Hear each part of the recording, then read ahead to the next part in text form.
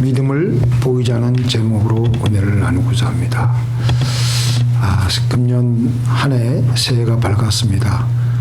작년 1월 달이 불과 엊그제 같았는데 벌써 한 해가 순식간에 지나갔습니다. 제가 60이 넘은 거로 60마일 이상으로 흘러간 것 같습니다.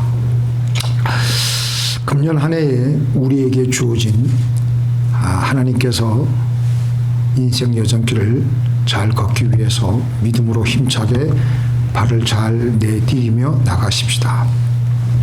우리가 처음 신앙생활 할 때는요, 아직 신앙이 어리고 갓난아기 같아서 하나님께서 우리가 구하지 않아도 다 필요한 것들을 다 채워주십니다. 그래서 우리는 주님이 주시는 것을 우리가 처음 믿었을 때는 그냥 갓난아기처럼 잘 받아 먹기만 하면 됩니다. 이 이스라엘 백성들이 갓난아기와 같은 때가 있었습니다. 모세의 인도를 따라 애굽을 나올 때 애굽왕 바로가 마음을 갑자기 바꾸어서 군대를 이끌고 이스라엘을 다시 맹렬하게 추격하였습니다. 그때 이스라엘 백성들은 두려움에 떨고 있었는데 바로 그때 하나님의 권능으로 홍해가 갈라져서 이스라엘 백성들은 그 갈라진 홍해를 보고 건너서 무사히 애굽으로 탈출을 할 수가 있었습니다. 일단 광야를 간 것이죠.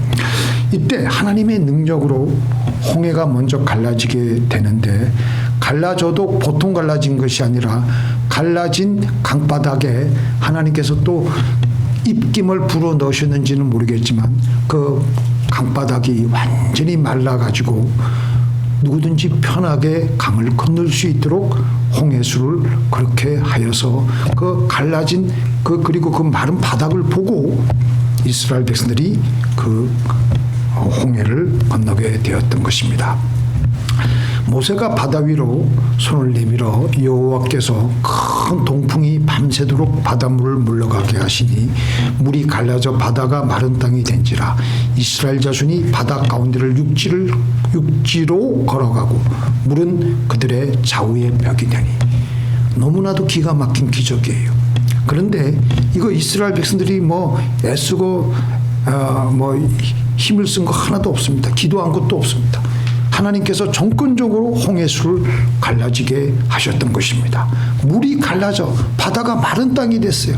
그리고 그 강 좌우에는 물이 그들의 벽이 되었다니까 얼마나 기가 막힌 일입니까? 이때 이스라엘 백성들은 마음 졸이면서 속 태우고 애 태우고 그런 적이 없었습니다. 그저 모세 한 사람의 단순한 믿음만 있으면 되었습니다.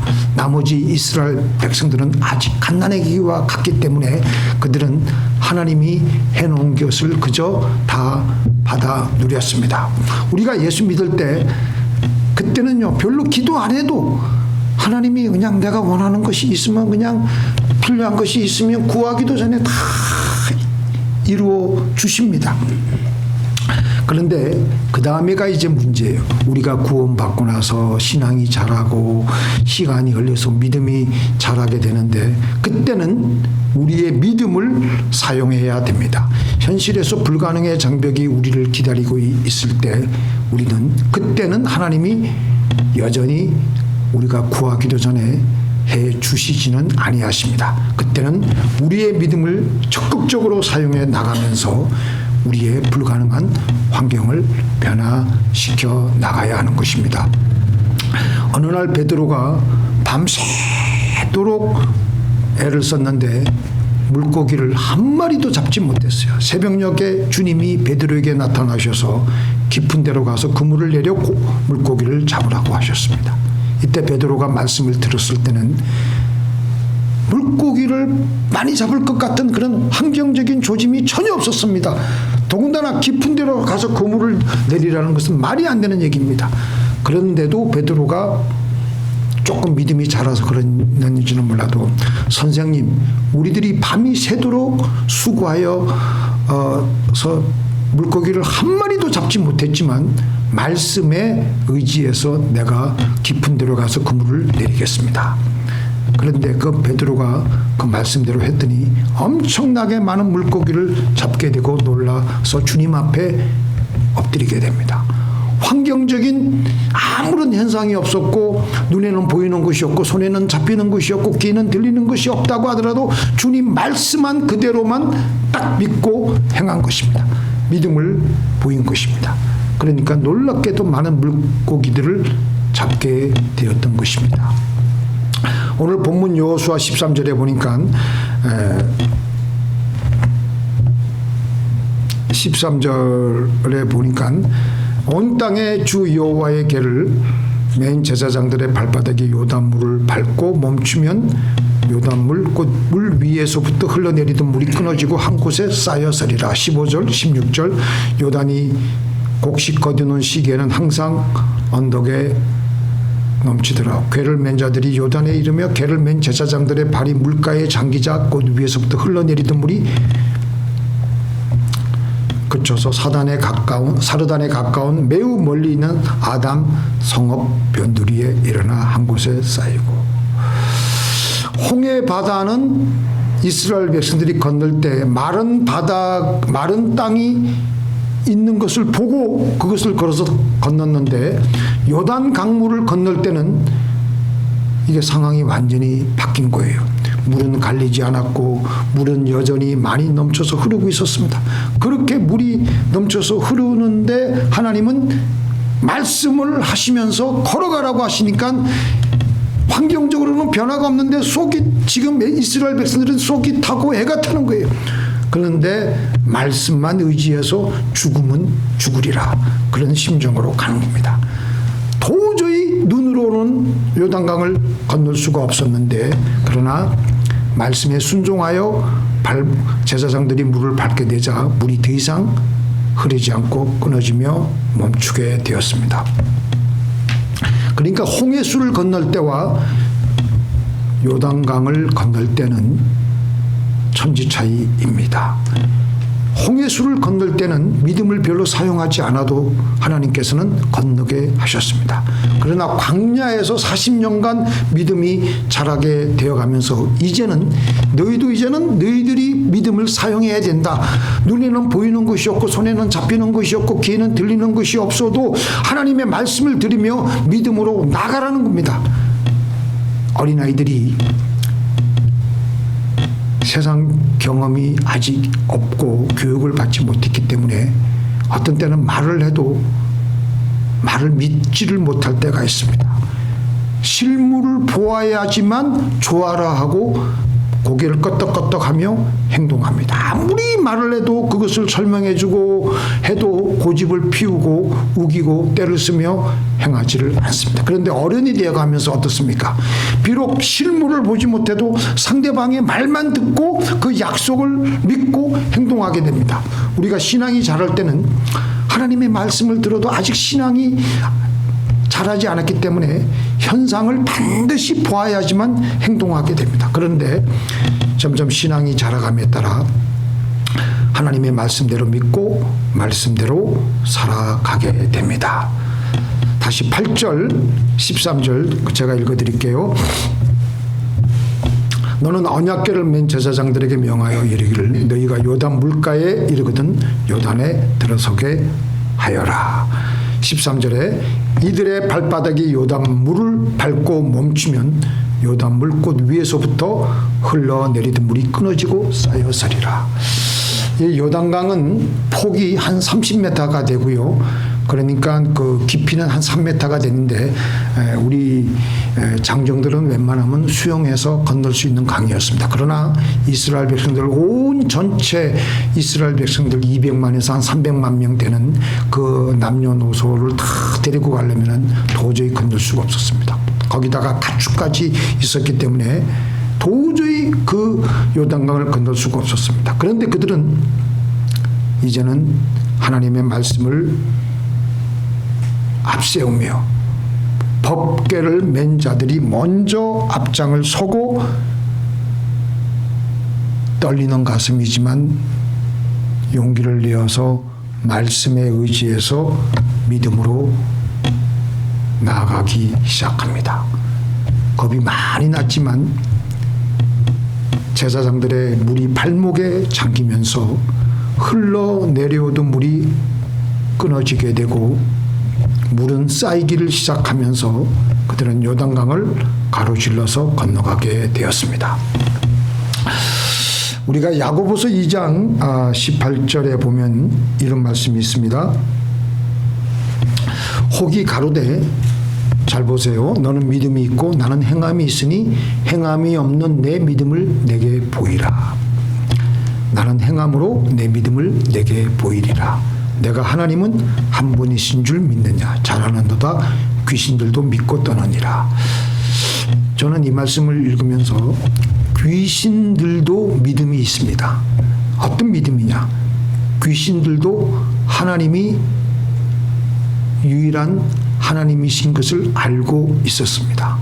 그리고 귀신들도 예수님 앞에서 두려워서 벌벌벌벌 떨면서 그 누가복음 8장 31절에 뭐라고 되어 있냐면 무저공에 들어가게 하지 마시기를 간구합니다. 그러니까 나를 제발 지옥에 들어가게 하지 마옵소서. 그러면서 그 예수님 앞에서 벌벌벌 떨고 있는 것을 우리는 보게 됩니다. 그러니까 귀신들도 지적인 믿음, 하나님이 유일한 분이신 것을 알고 있었고요. 또 하나님 앞에 서면 벌벌벌 떠는 감정적인 믿음이 있었습니다. 귀신도 지식적인 신앙이 있었고 감정적인 신앙이 있었습니다. 그런데 귀신은 절대 행하지 않으므로 귀신은 의지적인 믿음이 없는 겁니다. 대부분의 우리들도 마찬가지로 지적인 믿음, 감정적인 믿음까지는 있는데 막상 행해야 될 때는 행하지를 못하고 주저하고 있는 겁니다. 그래서 야고보 사도는 바로 그걸 말하고 있는 겁니다. 귀신들도 그 정도 믿음은 갖고 있다는 겁니다. 신앙이 자라고 깊어지게 되면 눈에는 보이는 것이 없고 손에는 잡히는 것이 없어도 귀에는 들리는 것이 없어도 행하여야 되는데 행하지 않고 가만히 있으니까 하나님께서 우리에게 예비하신 요단강을 건너가는 축복을 받지 못하고 그 자리에서 정치하고 있는 겁니다. 그래서 야고보 사도는 그 정도 믿음은 귀신도 갖고 있다. 우리 같이 읽겠습니다. 에브라임 자손은 무기를 갖추며 활을 가졌으나 전쟁의 날에 물러갔도다. 무기도 있고 활도 있고 있을 것 다 있습니다. 그런데 막상 전쟁의 날에 물러갔습니다. 전쟁의 날에 행하지 않은 거예요. 뒤로 살짝 뺀 거예요. 겁이 나가지고 물이 그냥 그 몸에 거두는 시기에 물이 쫙잘 넘치니까 하나님이 말씀을 하셔도 하나님이 모든 믿음을 주고 모든 그걸 다 했는데도 겁이 나가지고 못하는 거예요.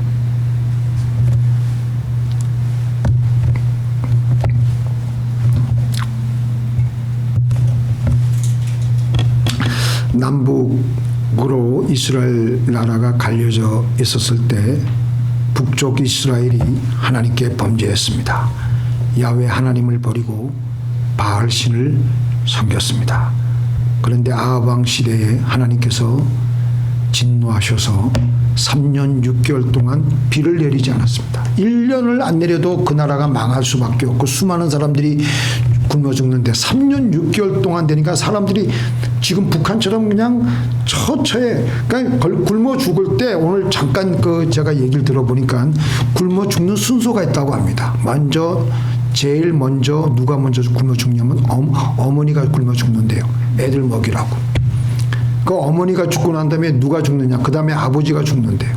그 다음에 이제 애들끼리 해가지고 뭐 국경을 넘어서 음식을 구하다가 이제 결국 그러는데 3년 6개월 동안을 가뭄이 다가오니까 온 천지의 음식은 하나도 없고 메말라 가지고 수많은 사람들이 굶어 죽고 이제 죽을 날만 기다리고 있는 거예요. 그 중에 한 사람이 있었는데 사르밧 가부가 다른 모든 사람들이 굶어 죽어가고 있듯이 그들도 이제는 죽음을 각오하고 있는데 마지막 남은 가루 한 움큼과 그 기름병에 조금 남은 기름으로 음식을 만들어서 죽음을 맞이하고 있었는데, 그런데 동시에 하나님의 음성을 들은 엘리야가 그 집에 갔습니다. 엘리야는 그 기근 동안에 하나님께서 그를 감추어 두셔가지고 까마귀를 통해서 고기를 먹게 하시고 도랑에 물을 흐르게 해가지고 그 엘리야는 비교적 잘 먹어가지고 혈색이 아주 좋았고 아주 그냥 기가 막힌 이제 상태였는데, 그 집에 가서 사르밧 가부와 그 아들에게 하나님께서 나에게 말씀하시기를 내가 그 가루와 기름으로 과자를 음식을 만들어서 물 한 사발과 함께 내게 먼저 가져오면 이 기근이 끝날 때까지 밀가루통에 밀가루가 사라지지 않고 기름병에 기름이 사라지지 아니하리라. 어처구니 없는 믿음을 요구하는 겁니다. 피골이 앙상한 가부와 그 영양실조에 걸려가지고 지금 완전히 그냥 그 굶어 죽어가고 있는 그 아들에게 가서 마지막에 그 음식을 구워서 먹고 죽으려고 하는 그 모자에게 가가지고 혈색이 좋은 엘리야가 가서 나에게 그 음식을 먼저 가지고 와라. 그러면은 너희들이 살 것이다. 그러니까 뭐냐면 축복을 주시기 전에 믿음의 행함을 먼저 하라는 것입니다. 그렇게 말하고 있는 엘리야가 무슨 마음이 편했겠습니까? 하나님이 그에게 특별히 시켜서 그렇게 하는 것이었지만 그래도 그들을 살리기 위해서는 말씀대로 해야 되니까 이 사르밧 가부는 가만히 생각하고 있는 거예요. 하나님 말씀을 믿어야 될 것이냐, 내 상황에 따라서 내가 움직여야 될 것이냐, 마지막 남은 이 음식 먹고 내 아들하고 나하고 마지막 먹고 마지막이라도 한번 배가 불러가지고 이렇게 먹고 죽을 날을 맞이해야 될 것이냐, 아니면 하나님의 말씀대로 할 것이냐. 그런데 사르밧 가부가 결심을 했습니다. 자기네들이 마지막 먹고 죽기 전에 먹어야 될 그 음식을 엘리야 하나님의 종에게 먼저 갖다가 대접하기로 했습니다. 그리고 이상하게 가뭄이 내내 진행되는 동안에 그 집에는 이상하게 통에 가루가 계속 나오고 병에 기름이 계속해서 흘러나오는 것이었습니다. 놀라운 하나님의 축복이 사르밧 과부의 가정에 임하게 되었던 것입니다. 나를 비워야 하나님은 일하십니다. 나를 비우지 않고 내 생각으로 가득 들어차 있고 행하지 않기 때문에 하나님은 가만히 계시며 우리가 우리의 인생의 운전대에서 내려올 때까지 기다리십니다. 그래서 우리는 이제는 죽든지 살든지 하나님의 뜻대로 하시옵소서 하며 하나님께 모든 것을 맡기고 나가면 그때부터 하나님은 역사하십니다. 우리가 인생을 살아가면서 처음부터 그렇게 강한 믿음을 가진 사람은 없습니다. 어떤 상황과 환경 가운데서도 흔들리지 않는 강한 믿음 가진 사람은 없습니다. 믿음이라는 것은 서서히 자라기 시작하는 것입니다. 우리 예수 믿은 지 이제 얼마 됐습니까? 우리 여기 전도사님이나 우리 김영규 집사님이나 또 우리 이인성 목사님 평생 예수 믿어 오셨는데요. 이게 우리가 믿으면서 우리의 믿음의 근육이 커져 나가야 되는 것입니다. 순식간에 커지는 것이 아니라 작은 믿음에서부터 우리는 활용을 함으로 믿음을 키워 나가야 되는 것입니다. 믿습니까? 네. 자, 우리 그 다음 말씀 우리 한번 이 말씀이 또 오묘 신기해요. 시작. 이르시되 너희 믿음이 작은 까닭이니라 진실로 너희에게 이르노니 만일 너희에게 믿음이 겨자씨 하늘만큼만 있어도 이 산을 명하여 여기저기서 옮기저리라 하면 옮겨질 것이요 또 너희가 못할 것이 없으리라. 지금 주님이 이 말씀을 하신 그 문맥과 의도를 보면요, 이게 무슨 말씀이냐면은 왜 믿음이 없다고 하니? 왜 믿음이 작다고 하니? 아무리 작아도 내게는 겨자씨 하늘만한 믿음은 있지 않느냐. 그 믿음을 가지고 해봐라. 그러면 산을 옮기는 것은 내가 한다. 근데 우리는 믿음이 없다 그래요. 겨자씨만한 믿음도 없다고 생각을 해. 여기서 주님이 말씀하시는 것은 너에게는 적어도 아무리 믿음이 없다 그래도 겨자씨 하늘만큼만, 겨자씨 하늘도 아니에요.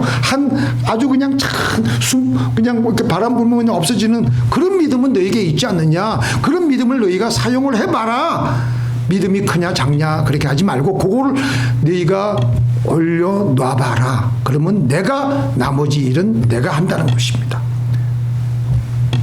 그러니까 더 이상 핑계대지 말고 너에게 겨자씨만한 믿음은 있다. 그것으로 행해라. 그것으로 믿음을 보여라. 그러면 내가 다 채워주겠다. 또 용서할 수 있다 없다를 말하지 말아라. 겨자씨 하늘만한 믿음이야 내게 있지 않느냐. 그 믿음으로 그대로 용서하여라. 그러면 용서하게 된다. 나는 못한다. 우리 저부터 시작해서 그런 핑계 또 그런 변명을 얼마나 많이 합니까? 근데 주님 앞에서는 그게 통하지가 않아요. 아무리 너희가 작다 하더라도 겨자씨만한 믿음이 있지 않느냐. 그거 너희가 사용해봐라. 그 말씀하시는 거예요. 그래서 우리는 할 수 있습니다. 죽은 자도 살리시고 삶도 옮겨주시는 무한하신 능력의 주님께서 우리의 이 겨자씨만한 믿음이라도 우리가 보일 때 하나님께서는 놀라운 일을 행하십니다. 오병이어의 기적에서도 마찬가지 아니겠습니까? 안드레에게 겨자씨만한 믿음을 다른 사람도 다 겨자씨만한 믿음 다 갖고 있었어요. 안드레도 있었고 베드로도 있었고 필립도 갖고 있었고 다 있었는데 안드레는 그 믿음을 보였습니다. 그래서 그 믿음을 가지고 보이려고 하니까 그날 마침 어떤 어린아이의 오병이어를 가지고 와가지고 떡 5개와 물고기 2마리를 가지고 와서 이것이라도 무슨 도움이 되겠습니까마는, 그런데 하나님 손에 예수님 손에 갖다 맡기니까 그걸 통하여서 그 2만 명 되는 군중들을 다 먹이고도 12강주리가 되는 그런 12강주리를 남게 되는 그런 기적을 체험하게 되었던 것입니다. 이제 우리는 신앙이 어느 정도 자랐습니다. 많은 방황을 그동안 했습니다. 이제 우리 겨자씨만한 믿음이라도 하나님께 보이시며 이 2024년도에 하나님께서 예비하신 기적을 체험하시고 누리시는 저와 여러분이 되기를 예수님의 이름으로 축원드립니다. 자, 기도하시겠습니다.